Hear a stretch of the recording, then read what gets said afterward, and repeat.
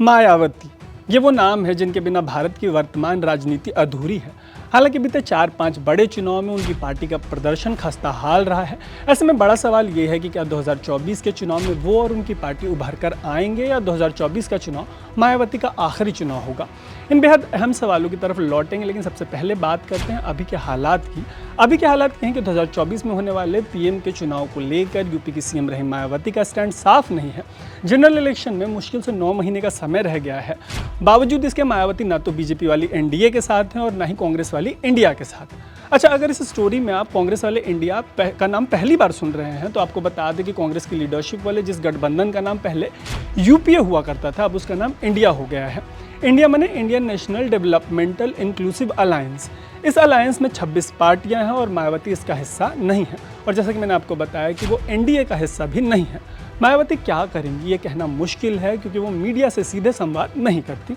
ऐसे में उनका अगला कदम क्या होगा, मूव क्या होगा, इससे जुड़ी बातें सोशल मीडिया पे सोर्सेज के जरिए तैरती रहती हैं, कुछ पुख्ता नहीं होता। ऐसे में सोर्सेज वाली जानकारी क्या कह रही है उसे दरकिनार करते हुए बात करते हैं इसके ऊपर कि पिछले 4-5 चुनाव में मायावती की पार्टी का प्रदर्शन कैसा रहा है। फिर ये आप तय करिएगा कि 2024 में उनकी पार्टी का परफॉर्मेंस कैसा रहेगा। तो चलिए शुरू करते हैं, लेकिन सबसे पहले ऐसे ही स्टोरीज के लिए आप अनकट को फेसबुक, यूट्यूब और इंस्टाग्राम पे फॉलो और सब्सक्राइब जरूर कर लीजिएगा। तो कहानी शुरू करते हैं 2012 से। 2012 में यूपी का वो चुनाव हुआ था जिसके पहले मायावती सीएम हुआ करती थी। इस चुनाव में समाजवादी पार्टी ने उन्हें हरा दिया। 403 विधानसभा सीटों वाले उत्तर प्रदेश में मायावती की पार्टी को मात्र 80 सीटें और 26% के करीब वोट मिले। वहीं 224 सीटों के साथ और 29% वोट के साथ Samajwadi party single party majority वाली सरकार यानी अपने बूते सरकार बनाने में सफल रही।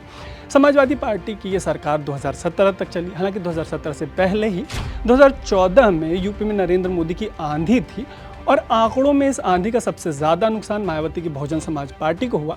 वैसे तो अखिलेश यादव की समाजवादी पार्टी को भी भारी नुकसान उठाना पड़ा, लेकिन कम से कम पिछले चुनाव में उनकी पार्टी इस भारी नुकसान से उबरती दिखी, जबकि हर बीतते चुनाव के साथ बहुजन समाज पार्टी का प्रदर्शन बद से बदतर होता चला गया। जैसे कि अगर 2014 के चुनाव की बात करें तो मोदी के लहर वाले इस चुनाव में मायावती की पार्टी उत्तर प्रदेश में खाता भी नहीं खोल पाई थी।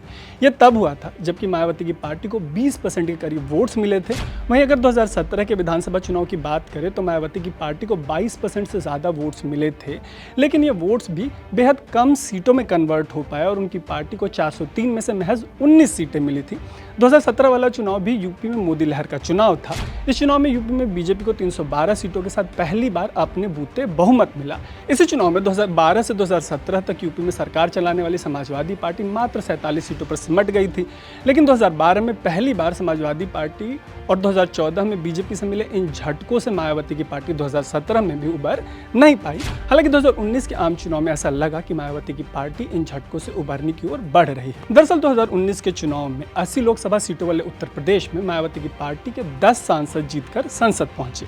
इस चुनाव में भी उनकी पार्टी को 19% के आसपास वोट्स मिले। इन नतीजों के बाद ऐसा लगा कि उनकी पार्टी में नई जान आएगी और 2022 के चुनाव में उनकी पार्टी का प्रदर्शन दमदार होगा।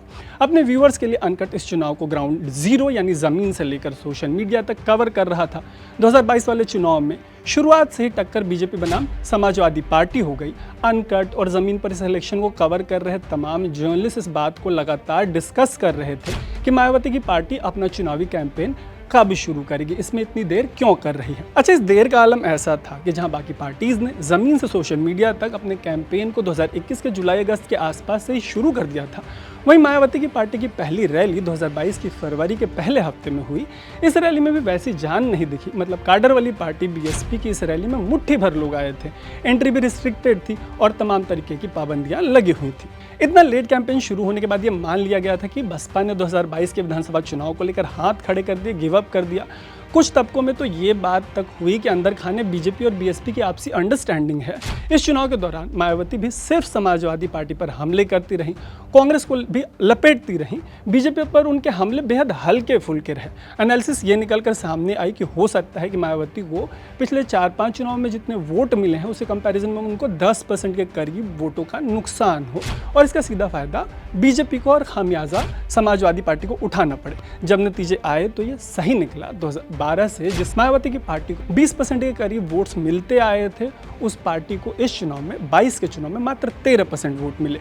इतने वोटों के सहारे उनकी सीटों की संख्या 18 रह गई, विच मीन्स कि 2019 के चुनाव के बाद बसपा से जो उम्मीद लगाई गई थी रिकवरी की, पार्टी उस पर खरी नहीं उतरी। ऊपर से अभी भी सोशल मीडिया हो या ज़मीन, बीएसपी की कोई क्लियर स्ट्रैटेजी नज़र नहीं आती, ना तो उनका कोई क्लियर स्टैंड नज़र आता है।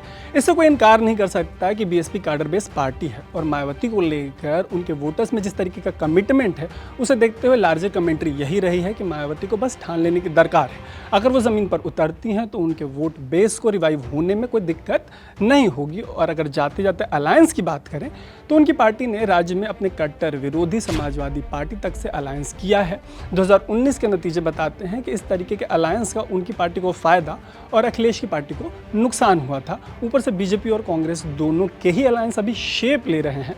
ऐसे में पूरी पॉसिबिलिटी है कि राजनीति को वैसे भी संभावनाओं का खेल कहते हैं और 9 महीने का समय बहुत लंबा समय होता है और इतने लंबे समय में किसी भी तरीके की पॉसिबिलिटी से इनकार नहीं किया जा सकता। बाकी कमेंट बॉक्स में आप ये ज़रूर बताइएगा कि इस स्टोरी में 2012 से 2022 तक के चुनाव से जुड़े जो आंकड़े मैंने आपको दिए, उसके बाद आपको क्या लगता है, क्या 2024 के चुनाव में मायावती की पार्टी अपना डंका बजाने में सफल रहेगी या ये मायावती का आखिरी चुनाव साबित हो सकता है? आपको जो भी लगता है कमेंट बॉक्स में ज़रूर बताइएगा। बाकी ऐसे ही डिटेल स्टोरीज़ के लिए देखते रहिएगा अनकट। मेरा नाम है तरुण।